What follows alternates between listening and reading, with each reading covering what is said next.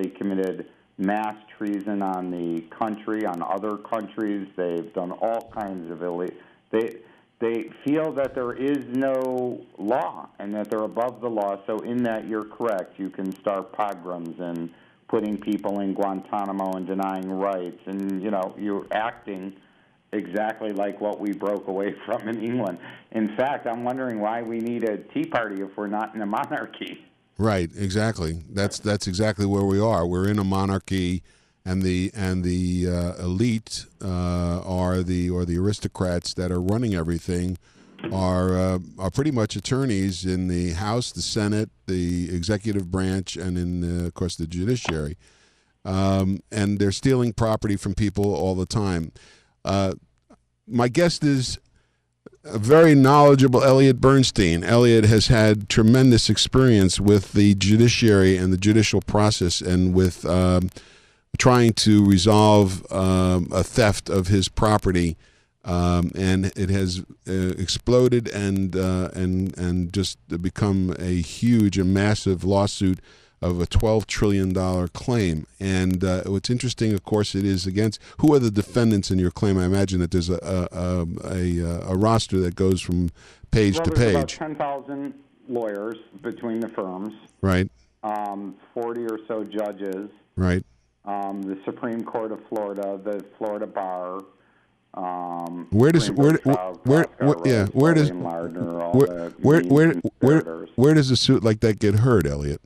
Well, I filed to be related to the whistleblower Anderson. Okay. And federal judge Shira Scheindlin marked it legally related, along with 7 or 8 other cases of abuse in the disciplinary. Sarah Scheindlin is what, a federal judge at the U.S. District Court, Southern District of New York. Okay, and this is what is? It sounds to me like she may be a good guy, at least at this point, huh? A good girl. I say there may be a halo over her head, but we'll see. I've been down the path before with people who are doing the right thing, and when we're hearing that they're threatening witnesses on the way to give deposition in Anderson, who are state employees, right?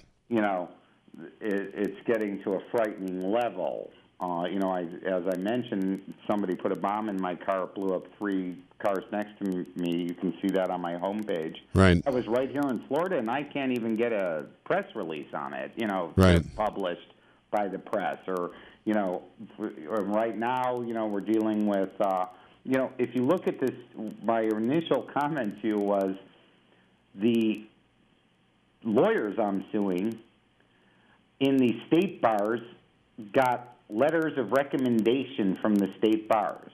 Okay. But at the Patent Office, they're under federal investigation for fraud on the United States Patent Office, which Special Agent Stephen Lucchese of the West Palm Beach FBI claimed he was going to join Mr. Hirai Motes of the U.S. Patent Office in bringing to the U.S. attorneys the charges of fraud on the United States. I mean, Mr. Motes, the head of the patent bar for the Patent Office, he's the guy who advised me when he looked at the evidence to file charges of fraud on the United States. Not fraud on Eliot or Iviewit, my companies. Right. But fraud on the United States by these lawyers. Now, that's led to the suspension of my patents in this never-ending suspension, it appears. But obviously, bringing down a corruption ring this large would be a large task, I assume. Well, it's a huge task. It's the largest task facing us in the country. So the only people where these guys have gotten any relief is at the state bars. The only way they got that was in conflict. They got caught and all that. That's turned into a big mess. Now there's a whistleblower insider pointing to exactly how this operation works within the state bar, how they're washing the complaints, how Rothstein will probably get elected to the Florida Supreme Court next. My guest is Eliot Bernstein. Eliot, I want to just take a short commercial break here. This is Disbar the Florida Bar. I am the host, Les Winston. I am with you every day here, every weekday from 2 to 3, right here on The Biz in South Florida. And we are bringing to light stories of victims of the Florida bar's corruption. In this case, Mr. Bernstein, Eliot Bernstein, had patents that were stolen. He is alleging that they were stolen by Proskauer Rose. He filed complaints with the Florida bar.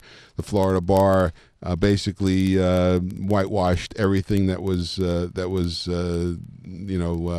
brought to their attention, claiming that there was law in place that was contrary to or allowing this to happen, which was never really was not part of legislative. It was not finished in the legislature. I think that's correct, right? They tried to dismiss the complaint based on made-up law that they had just made up a few nights earlier. That's a tendency, and that's what we're dealing with here in South Florida and Florida in general. That was Kenneth Marvin. I don't know if he's still at Ken Marvin's still there. It's Ken Marvin, John Harkness. These players have been there for a long time, and they're basically operating the entire disciplinary process on a good old boys network. And so Proskauer and Rose is a very large law firm, as the other defendants in your lawsuit, Greenberg Traurig and several other law firms. Greenberg represents the Florida bar. Exactly. Look at what they filed when I claimed they were conflicted in the federal court as a response. They claim that they're like buddy-buddy with the Florida bar, the only law firm that handles their, I guess, messy stuff. After Abramoff, I guess they owe him a favor. Well, the interesting thing, of course, in Abramoff, I was wondering, do you have any comment on the fact that Abramoff got convicted? Well, my comment is, why didn't the lawyers? And we look back and who's the lawyer? Right. There are lawyers behind a lot of these things that are going on. Now there are lawyers behind Stanford and the deregulation of the banking inside the regulators in Florida. I mean, that was also Greenberg. When are you going to put a stop to these criminal law firms that are actually criminal, not criminal law, but criminals running law firms as a front organization? In fact, I make the claim up at my website that most of these Ponzi's, where there's Madoff with $80 billion. Well, there's only been $1 billion found. How many cheeseburgers can a guy eat? Literally. Yeah. Meaning normally you get a forensic accountant in here and they find 79 billion more, but they might have been boats, houses, cars, yachts, but there's only so much edible dollars there. Right. And so where did all this money go? And what I say is it's all, if you look at the Proskauer involvement with Stanford and Stanford's involvement in money laundering drug cartels from Mexico, which sure sounds like a good law firm to me, you start to see it that the Ponzi schemes are really money laundering operations for the law firms.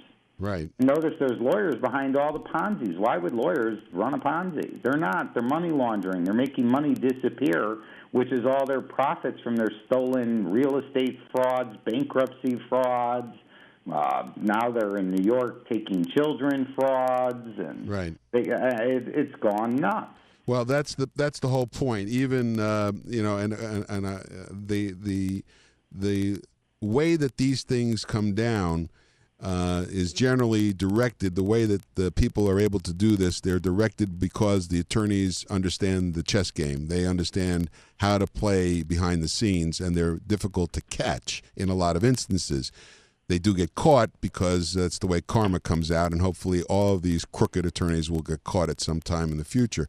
But if you look at the way, there's a school board official here got caught. She was trapped because the FBI put together somebody to entice her into the wrongdoing, and she followed that, and she wasn't smart enough. But in the case of Greer, for example, here, Greer was the head of the Republican Party of Florida, and what he was accused of, the scheme that he was accused of, was siphoning cash into a private corporation, and that private corporation was established by Gray Robinson law firm, In other words, Greer and Johnson, the two are working together. And the reason why this all came out was because Johnson blew the whistle on it. But it was established by Gray Robinson, a law firm, and that law firm is now defending the Supreme Court of Florida against a lawsuit by another attorney here in South Florida, Jack Thompson. This is all one big happy family of how they try and work this all around. Well, Jack Thompson's lawsuit's got Greenberg trial in the middle of a $900 million Ponzi. Yeah. Not like Proskauer in the hangar in Miami teaching people to lie to the SEC, but actually coordinating the Ponzi. Right. We're making it work. They're still representing the Florida bar, in my case in New York. Right. And Proskauer is still representing themselves in my case.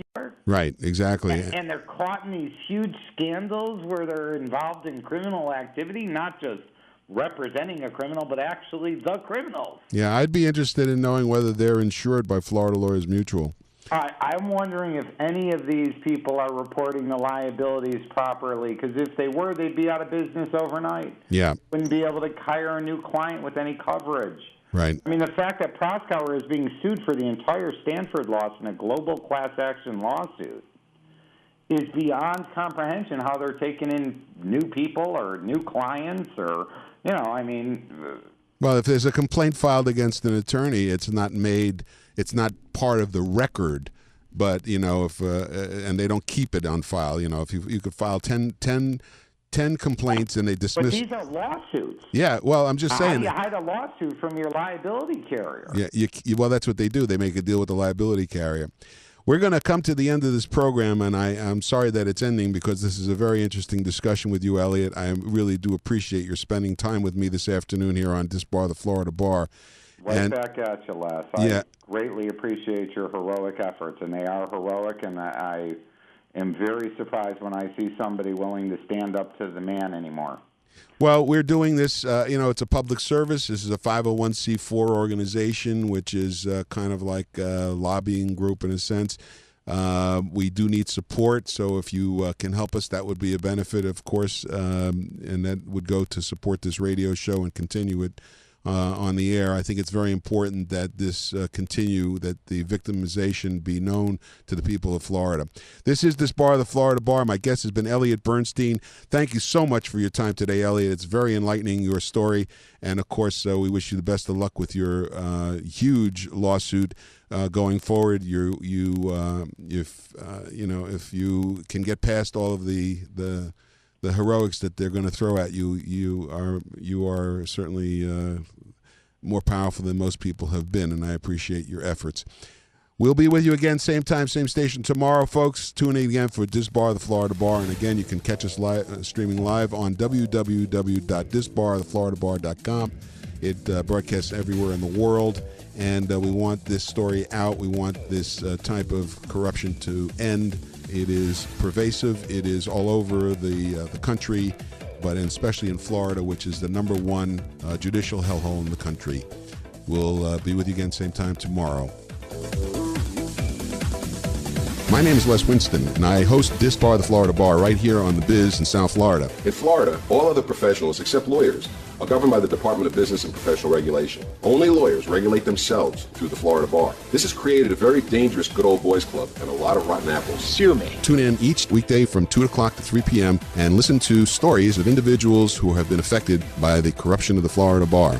We want you to be aware of the problem that we have with this disciplinary agency. Join us every weekday, 2 p.m. to 3 p.m. right here on The Biz.